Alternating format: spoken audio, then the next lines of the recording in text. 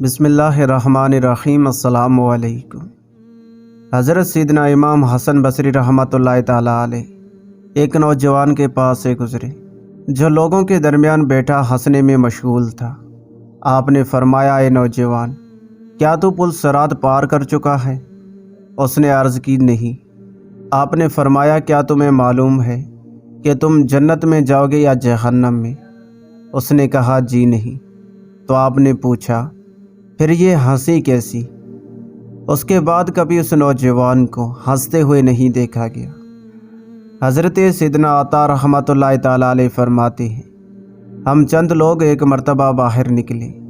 ہمارے سامنے بوڑھے بھی تھے اور جوان بھی، جو فجر کی نماز عشاء کے وضو سے پڑھتے تھے، حتیٰ کہ لمبے قیام کی وجہ سے ان کے پاؤں سوج گئے تھے اور آنکھیں اندر کو دھس گئی تھی۔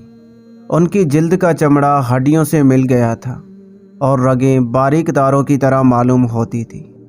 ان کی حالت ایسی ہو گئی تھی کہ گویا ان کی جلد تربوز کا چھلکا ہو اور وہ قبروں سے نکل کر آ رہی ہوں۔ ہمارے درمیان یہ گفتگو چل رہی تھی کہ کس طرح اللہ تعالیٰ نے اطاعت گزار لوگوں کو عزت بخشی اور نافرمان لوگوں کو ذلیل کیا کہ اسی دوران ان میں سے ایک نوجوان بے ہوش ہو کر گر گیا اور اس کے دوست اس کے ارد گرد بیٹھ کر رونے لگے۔ سخت سردی کے باوجود اس کے ماتھے پر پسینہ آیا ہوا تھا۔ پانی لا کر اس کے چہرے پر چھڑکا گیا تو اسے افواقہ ہوا۔ جب اسے ماجرا پوچھا گیا تو اس نے بتایا کہ مجھے یاد آ گیا تھا کہ میں نے اس جگہ اللہ تعالیٰ کی نافرمانی کی تھی۔ ایک نوجوان جس کا نام دینار تھا اور عرف عام میں دینار عیار کے نام سے مشہور تھا، اس کی ماں اسے بری حرکتوں سے منع کرتی تھی لیکن وہ باز نہ آتا تھا۔ ایک دن اس کا گزر ایک قبرستان سے ہوا جہاں بہت سی بوسیدہ ہڈیاں بکھری پڑی تھیں۔ اس نے آگے بڑھ کر ایک ہڈی اٹھائی تو وہ اس کے ہاتھ میں بکھر گئی۔ یہ دیکھ کر وہ سوچ میں پڑ گیا اور خود سے کہنے لگا، تیری ہلاکت ہو، ایک دن تو بھی ان میں شامل ہو جائے گا، اس کے باوجود تو گناہوں میں مشغول ہے۔ اس کے بعد اس نے توبہ کی اور کہنے لگا، اے میرے رب، میں خود کو تیری بارگاہ میں پیش کرتا ہوں، مجھ پر رحم کر اور مجھے قبول فرما۔ پھر وہ نوجوان زرد چہرے اور ٹوٹے ہوئے دل کے ساتھ اپنی ماں کے پاس پہنچا اور کہنے لگا، امی جان، بھاگا ہوا غلام جب پکڑا جائے تو اس کے ساتھ کیا سلوک کیا جاتا ہے؟ ماں نے جواب دیا کہ اسے کھردرا لباس، سوکھی روٹی دی جاتی ہے اور اس کے پاؤں باندھ دیے جاتے ہیں۔ اس نے عرض کی، آپ میرے ساتھ وہی سلوک کریں جو بھاگے ہوئے غلام کے ساتھ کیا جاتا ہے، شاید کہ میری اس ذلت کو دیکھ کر مالک مجھے معاف کر دے۔ اس کی ماں نے اس کی خواہش پوری کر دی۔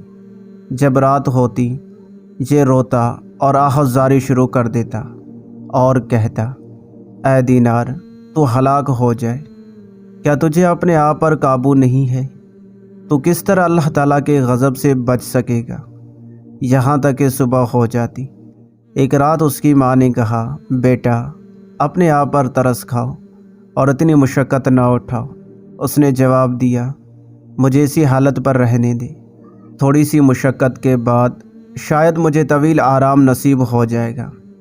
امی جان، میری نافرمانیوں کی ایک لمبی فرصت رب تعالیٰ کے سامنے موجود ہے اور میں نہیں جانتا کہ مجھے مقام رحمت پر جانے کا حکم ہوگا یا وادی ہلاکت میں ڈالا جائے گا۔ مجھے اس تکلیف کا خوف ہے جس کے بعد کوئی راحت نہیں ملے گی۔ مجھے ایسی سزا کا ڈر ہے جس کے بعد معافی نہیں ملے گی۔ ماں نے سن کر کہا، اچھا، تھوڑا سا تو آرام کر لو۔ وہ کہنے لگا، میں کیسے آرام کر سکتا ہوں؟ کیا میری مغفرت کی ضمانت دیتی ہو؟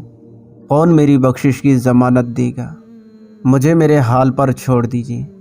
ایسا نہ ہو کہ کل لوگ جنت کی جانب جا رہی ہو اور میں جہنم کی طرف۔ ایک مرتبہ اس کی ماں اس کے قریب سے گزری تو یہ آیت پڑھی، تو تمہارے رب کی قسم ہم ضرور ان سے پوچھیں گے جو کچھ وہ کرتے تھے۔ وہ اس پر غور کرنے لگا یہاں تک کہ سانپ کی طرح پیچھے حرکت کرنے لگا۔ بالآخر بے ہوش ہو گیا۔ اس کی ماں نے اسے پکارا لیکن کوئی جواب نہ ملا۔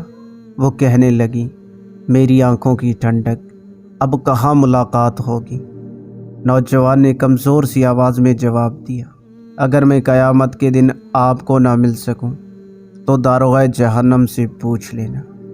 پھر اس نے چیخ ماری اور روح پرواز کر گئی۔ اللہ پاک ہمیں مرنے سے پہلے سچی اور پکی توبہ کرنے کی توفیق نصیب عطا فرمائے، آمین۔